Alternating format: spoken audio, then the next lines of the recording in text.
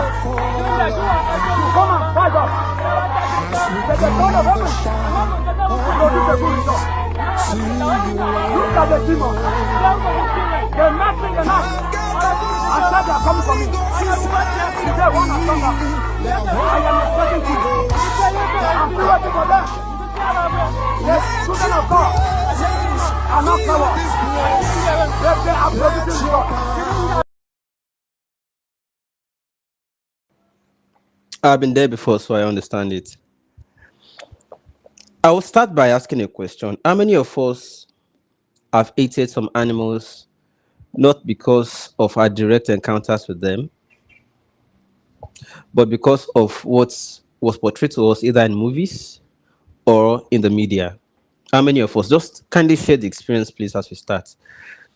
I want this to be as engaging as possible because I want to learn from you as well. And then I also want us to quickly do some analysis and analogies. So first, I remember that growing up, things we see in movies. If you saw this movie, Ẹran Ìyá Òṣogbo, a lot of people since then started having some kind of disgust or started to detest the goat because that movie made a lot of people to begin to see goats as animals that can easily be possessed by witches, wizards, animals that can be possessed. That is for goats. Sometimes there was a night I was returning from shrine. It was very late. That time I was still residing at Bagada. Very late. It was past 12 or so. I was returning from the shrine, the popular African shrine, Fela shrine, I was returning and I saw the street was already like dry. There are no people outside anymore. So as I got into my street trying to turn, I saw some goats, about 7 or more of them. They were sitting in the middle, in fact, in front of our own gate, the gate I wanted to drive into. They saw the vehicle, they didn't get up. They did not get up, they sat there. And I said, one part of me was like, this one's having a meeting in front of our house. The other part of me was like, come on, they are just goats. The person that was beside me said, don't come down, no, on she meeting you. Like, do not come down from the vehicle. These are definitely witches having their meetings. It's already past 12. Maybe they gathered there at 12. Do you know where these goats are from? Our street is not known to have goats. I said, you may not see them in the daytime because they avoid you. They know you are dangerous. You wield stick. You chase them. This is night. They saw that everybody has gone in, so they are having their own fun. They said, no, goats are see whatever it is. So I came down. As I came down, I tried to just say, oh yeah, get up, just to alert them to clear the road. And they got up, moved away. I opened the gate, I drove in, and that was it. Do you know how many people ate cats? You ate cats. And it is not because you have had any direct contact or encounter that was life-threatening or dangerous to you. It didn't put you to any danger. It wasn't life-threatening to you. But you just ate cats. And if we ask you the reason you ate the cat, it is not because you have had any life-threatening encounter with them. No.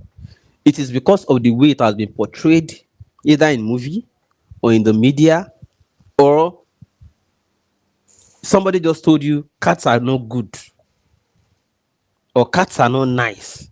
And some people just eat cats like that for no reason. How many people similarly have had encounter with snake? I've matched a snake before and I didn't know. Like I matched the tail of a snake. I didn't know I was matching a snake. I knew something was cold under my foot, right? I know I matched something. It was dark. So we went to bring light and it was a snake. Fortunately for me, it already swallowed a cat. I mean, a rat. It has swallowed a rat, and it definitely fell from the ceiling. That place wasn't covered, it was at the passage. Very all the time. I was still very young. So I can't forget the only first encounter I had with a live snake was matching its tail without knowing. So we went to get a torchlight, we flashed it, it was a snake. I don't know, maybe if it wasn't swallowing something, maybe it would have acted dangerously. I won't know. But that was my one and only encounter with a live snake, and no danger followed, right? So we took care of the snake, you understand what I mean? But then I also know some people who ate pork meat. Oh, they say they hate pork. Oh, I can't eat pork. And if you ask them what their reason is, it is religious reason. Religious reason. Now let's come to this pastor now, who is acting like some kind of a hero for catching one hell. And I want to ask if you have ever had encounter with the hell before. The question I want to ask you is, was it dangerous? What dangerous thing did the owl do that many people ate it, especially religious people? Again, in the absence of any direct answer, all of these are just products of depictions, portrayal, the things that were portrayed to us, either through gospel movies or other things we've read or seen or were told. We are doing these things so that we can begin to do stimulus discriminations to avoid blanket beliefs or ignorant generalizations. Because the timing is a time in our life in this continent as Africans that we must begin to disabuse our minds of things that we bought from religion. Things we bought from now. This man is acting like one hero. That howl is known to be not dangerous. It's just one bird that's not common, like not always around. Some animals are nocturnal, meaning that the time they are active is at night. Not like the albinos too, we say. So because they don't come out in the daytime, perhaps due to fear.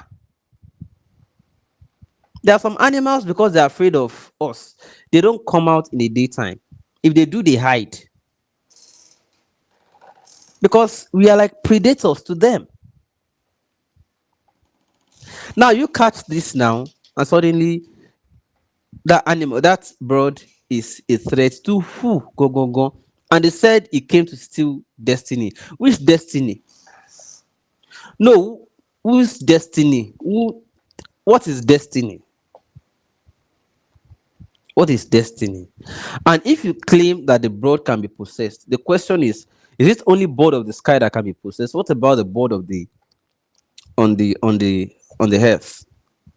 The fowl of the earth can be possessed too. If possession by evil spirits is a reality, then anything can be possessed.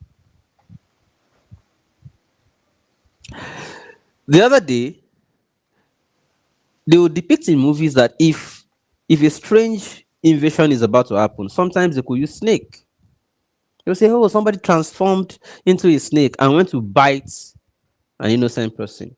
The depictions we have seen in movies, okay, and a lot of people will begin to eat snake. It was later when we started to see Discovery World and Discovery Channel and all animal channels, and that we started to know that some people even know how to rear snakes. All the wild animals we know in the world, there are people who, if you train for it, you can breed them, you can rear them, you can raise them. It's a question of knowing the logic behind how to handle them. That's all. And it's not spiritual. It's not spiritual.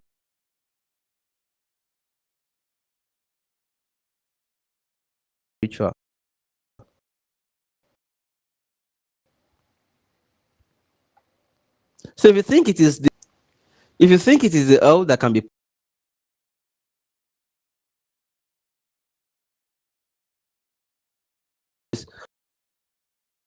what about other animals? Can you still hear me, please? I'm so sorry. So if you think it is the owl that can be possessed, are you by education saying other animals cannot be possessed?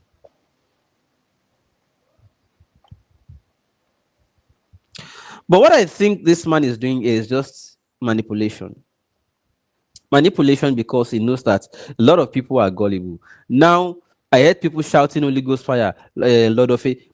They, apart from capturing the owl and humiliating the owl now, they're even calling fire on the owl. On that bird, they are calling fire, Holy Ghost fire, Lord of Elijah, send down fire to consume what? A creature of God passing by on its own. So we just need to educate ourselves some more. All of these things are not necessary. See the way he's acting like he's one hero now. You don't catch witch. If this one see witch, ain't go feel wait. Eh? The witches that are in government house stealing your destiny, you know if you confront them. The ones that are budgeting your future to themselves and siphoning it. You know if you confront witch if you see now. You're not fit. You're not fit. Now innocent poor owl. Now you go feel channel your anger and aggression too. The other day in Abeokuta, was it Abeokuta or for Enugu State? A woman, an old woman, was passing in front of a church. She missed her step and fell in a ditch.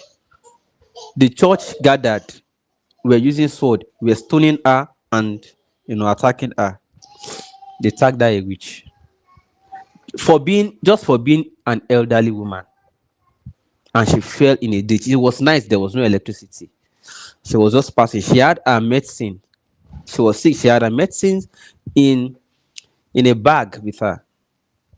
They didn't investigate. She was even saying, I came to see somebody and I didn't meet them at home.